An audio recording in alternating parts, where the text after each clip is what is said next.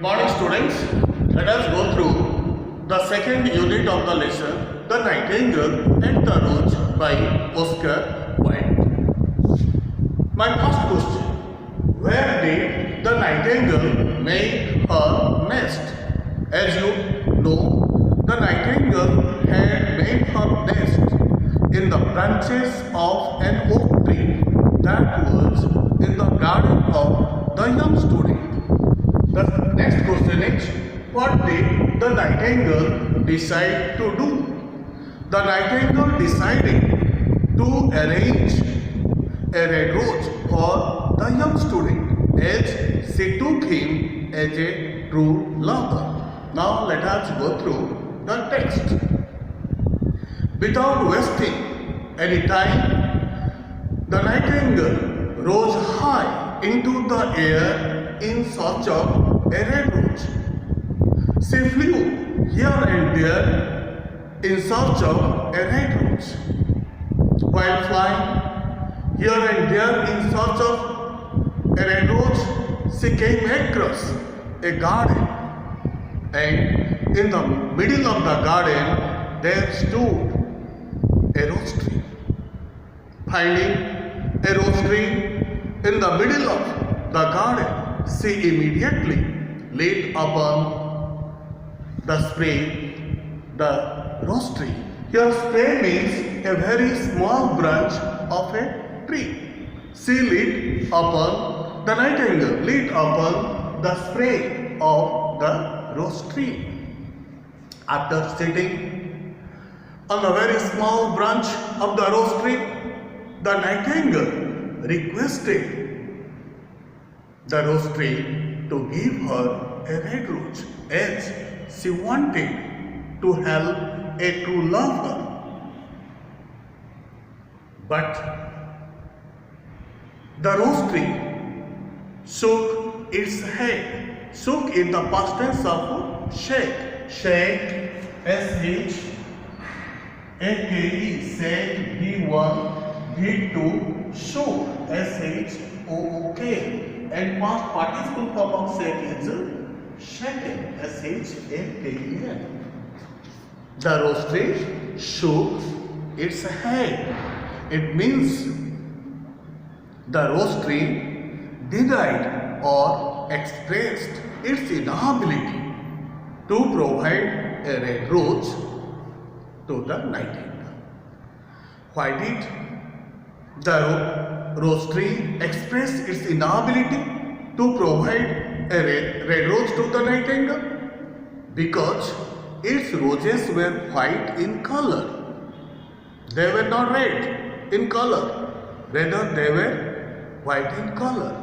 So the rose tree growing in the center of the garden said to the nightingale to go to his brother that was growing beneath the student's window.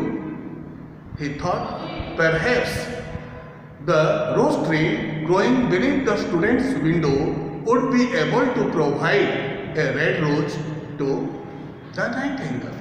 So immediately the nightingale went to the rose tree growing beneath the student's window. There also she lit upon the branch of the rose tree and requested to the rose tree to give her a red rose. The rose tree growing beneath the student's window also shook its head and said to the nightingale that the winter has nipped, here nipped means squeezed, its branches. The frost had broken its branches,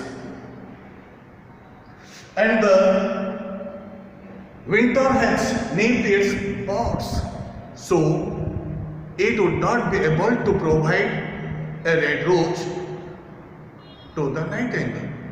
His roses were red in color, but due to some difficulties, the rose tree would not be able to grow a red rose on the topmost its spring. The nightingale again requested the rose tree to know whether there was any way to find a red rose from it. The rose tree, growing beneath the student's window, said there was a way to grow or to bloom a red rose on its branch. But the problem was there. What was the problem? The problem was very fearful, very terrible, and the red rose plant was not ready to tell the way to the nightingale, because it was very much scary, very much awful. But the nightingale was not scared, as she had already made up her mind to sacrifice her life to help the young student. So the nightingale requested to the rose tree to tell her the way.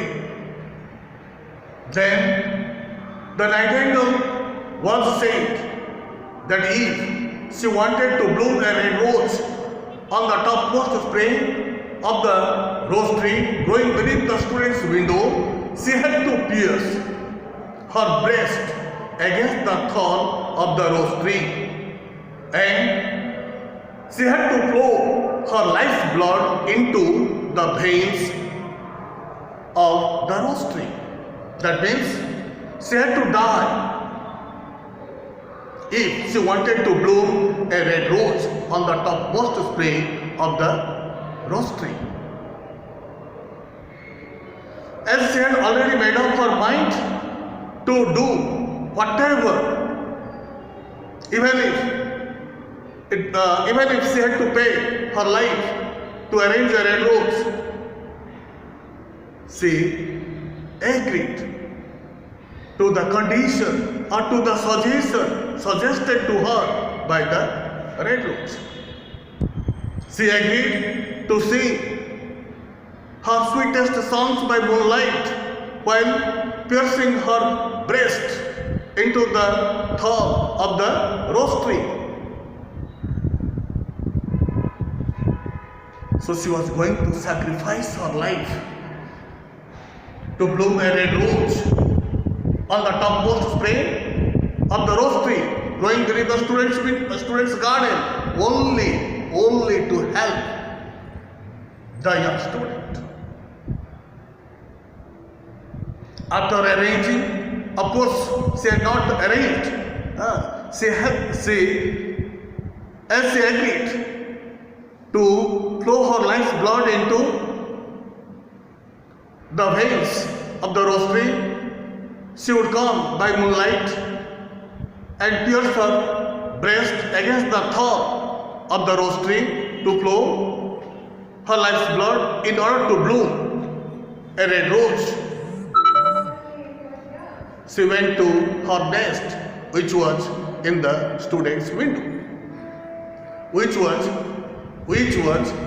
in the garden, or which was in the oak tree of the student's garden. We will go through the next unit in our next class.